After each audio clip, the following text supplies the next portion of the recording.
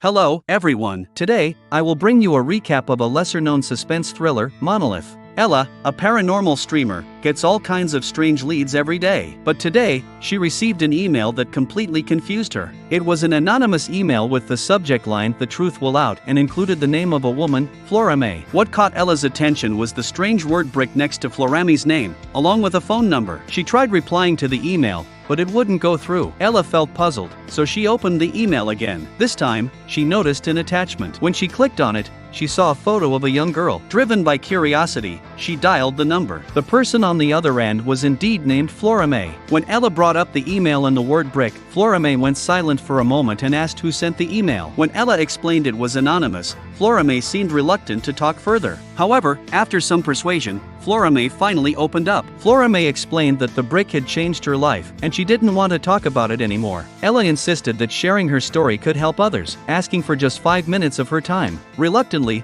Florame began to explain. 20 years ago, she worked as a nanny for a kind and wealthy family. They even paid for their daughter to attend an elite school, and Florame was deeply grateful. But then something strange happened. One day, deep scratches appeared all over the family's furniture, as if made by a sharp knife or claws. Even worse, the family blamed their daughter, Paula, for the damage. Paula swore it wasn't her. Ella asked, "If it wasn't your daughter, who could it have been?" Florame said she had no idea. But at that moment, she received a mysterious black brick. Ella quickly asked what the brick looked like. Florame said it was the darkest thing she'd ever seen, darker than anything else she'd encountered. The wealthy family took the brick from Florame without her permission and sold it, believing the money from the sale could cover part of the damage. Ella immediately asked who bought it. Florame said it was an art collector named Klaus. Suddenly, Florame became very upset. She told Ella that the family had no right to sell the brick, and they later fired her. Since then, she hasn't seen the black brick again. Just as Ella was about to ask more questions, there was a sudden noise on the other end of the line. Florame's daughter Paula had arrived.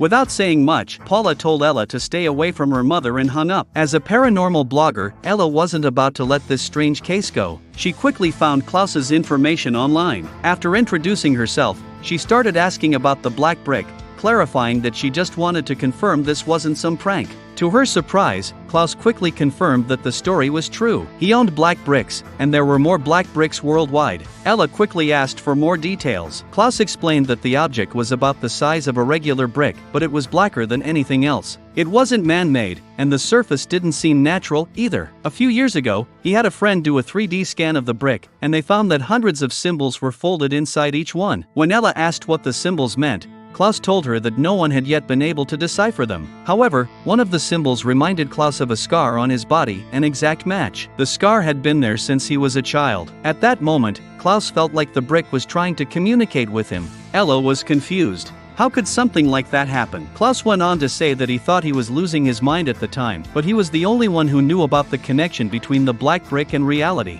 Klaus then shared a dream he had never told anyone. In the dream, a terrifying creature entered his bathroom. Its face looked swollen like a loaf of bread, but Klaus believed it was his brother. The creature stood by the bathtub and said, "I know everything." Curious, Ella asked, "Know what?" Klaus explained that it had to do with his brother's death. His brother had always been better than him, and deep down, Klaus had wished for his brother to disappear. Eventually, his brother died of a heart attack. Klaus thought the creature was referring to his dark thoughts. After that, Klaus locked the black brick away in his storage room. Even so, Ella found it hard to believe and tried comforting Klaus, saying these were coincidences. Klaus replied that he used to be an atheist, but his beliefs had changed since he possessed the black brick. He added that Ella might not believe him, but whenever he picked up the brick, he felt like someone from far away was communicating with him. Perhaps it was some alien connection. Klaus even offered to sell Ella one of the black bricks if she was interested. Ella became even more suspicious. Was Klaus making up this story about aliens to sell the brick? After hanging up,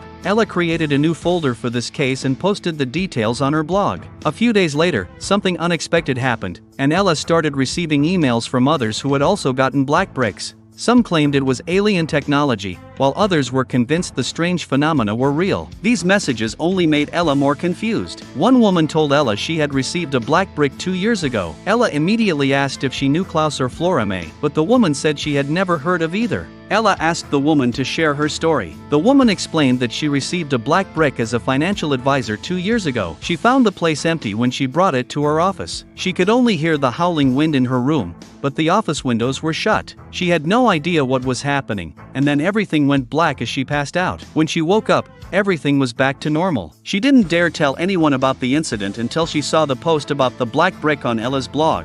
At that moment, the black brick was sitting right before her. Ella asked her to send a photo of the brick and inquired if she had ever tried to destroy it. The woman said it was impossible to destroy. Whenever she picked it up, she felt some force was stopping her from doing so. The woman then suddenly changed her tone, saying that there were things she couldn't reveal. She quickly hung up the phone but sent a picture of the black brick shortly after. The black brick was indeed darker than anything Ella had ever seen, piquing her curiosity even more. She organized all the clues and marked locations on a map. As time went on, more and more people began contacting Ella. Theories about the origin of black bricks varied widely. Some people even threatened Ella, demanding she delete all information about the black bricks immediately, and some warned that some civilization was destined to end. These unsettling comments left Ella confused, but she still called each person and recorded their conversations. One man told her that his grandfather had received a black brick. His grandfather had an affair in the past and fathered a child with another woman, but they broke up under family pressure. A few months ago, the man found his grandfather sitting alone in a restaurant, looking terrified and repeatedly saying, "I'm sorry." He also said that a little boy appeared at dinner every night for several weeks,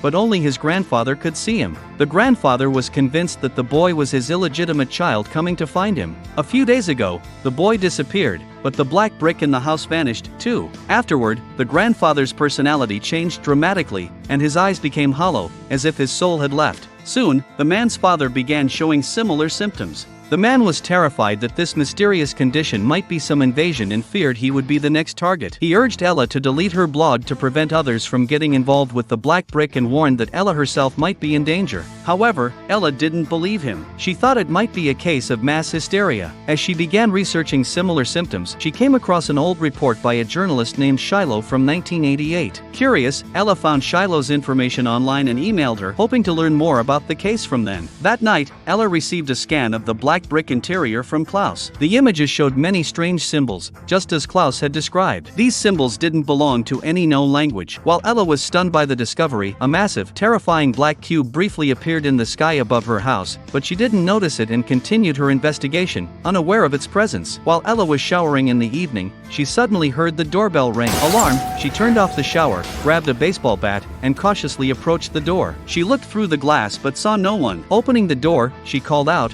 "Hello," but there was no response. Then, she glanced down and noticed a package on the ground. Ella suspected it might be related to the black brick, but when she opened the package, she found only a USB drive inside. The drive contained a single video recording of her 9th birthday party. She was puzzled until, in the video, her father mentioned gifting her a black brick as a birthday present. The video cut off abruptly at that moment. Ella immediately called her father, but there was no answer. She left him a message, informing him about the mysterious package. After the call, she looked at the shredded paper inside the package. When she pieced it together, she realized it formed a symbol that matched the one in the black brick. A wave of fear washed over her. Ella quickly thought this might be Klaus's prank, so she called him. However, Klaus denied any involvement. Ella accused him of acquiring the black bricks through illegal means and threatened to report him if he didn't tell the truth. Klaus quickly hung up. Confused by the situation, Ella received another video call from Klaus. He said he was in his collection room. He had spent his life collecting dozens of black bricks, but that wasn't the important part. What mattered now was that he felt his brother was in the room with him. Ella immediately noticed something off about Klaus's voice, but he seemed unaware. He kept talking, saying only he could hear his brother's voice. At that point, Ella could only see Klaus's feet in the video, and his voice grew increasingly strange. Ella asked Klaus what he was doing, but the call was suddenly disconnected. She tried calling him back, but his phone was no longer reachable. Ella quickly processed the recorded audio, analyzed every sound wave, and uploaded the processed file to her blog. That night, she fell asleep in front of her computer. The next morning, she was woken up by a phone call. On the other end of the line was Shiloh, the journalist who had reported on the mass hysteria case. Ella was instantly excited. Shiloh told her that she used to be a frontline investigative reporter and had a friend working in a top-secret research department, which allowed her to access exclusive information. One day, after drinking, her friend confided in her that their team was conducting a neurological study. When Shiloh heard the details, she felt like she was losing her mind. Her friend explained that anyone infected with the condition would develop hysteria symptoms just by discussing that thing. They suspected it was some virus transmitted through sound, possibly engineered by the Russians. Shiloh's friend died shortly after being involved in the research, but Shiloh hadn't given it much thought at the time. However, after coming across Ella's blog a few days ago, she felt compelled to warn Ella to be cautious. On the other hand, Ella declared that if it were all true, she would publicize the information. After hanging up, Ella started organizing all the clues and suddenly realized everything had started with that anonymous email.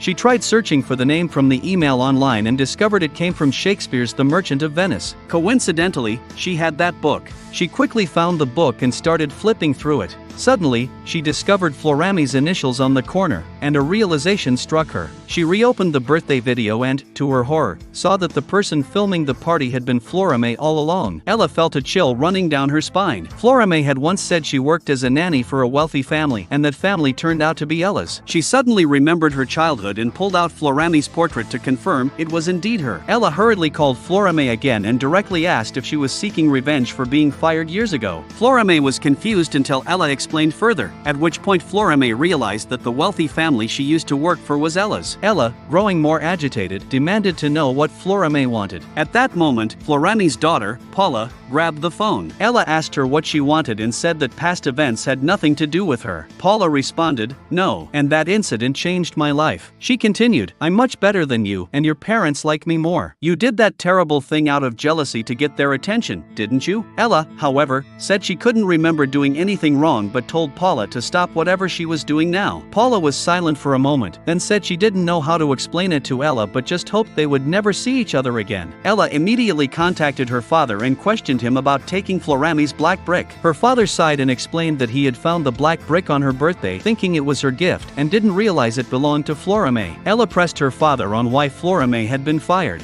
Her father explained that it was because Florami's child had scratched the family's furniture with a knife. Ella asked why she had never known about this, and her father replied that it was Ella herself who had told them about the incident, but she was probably too young to remember. To her shock, Ella realized the situation had come full circle. Her father's words triggered a memory of the events she had scratched the furniture herself. The image began to appear vividly in her mind. Her father urged her to drop the matter, saying it was long over. Her father didn't know that Ella had recorded the entire conversation. After hanging up, Ella lifted the tablecloth and saw that the scratch marks on the table were identical to the mysterious symbols inside the black brick. At that moment, Ella panicked. She tried to find differences between the scratch marks and the symbols in the black brick, but she couldn't. After a long hesitation, she deleted the recording of her conversation with her father. Just then, she was struck by a sharp pain in her abdomen. She rushed to the sink, trying to alleviate the pain, but felt as if something was trying to come out of her body. She could barely breathe and collapsed to the floor, clawing at her mouth in desperation. To her horror, she pulled a long black brick out of her mouth. Ella stared at the black brick for a long time, still unable to calm down. What on earth was happening? Suddenly remembering something, she quickly fled the bathroom. When she returned, she was holding a hammer. With one swing after another, she smashed the black brick into small pieces. Afterward, she wandered back to the table where the scanned image of the black brick was displayed, but suddenly,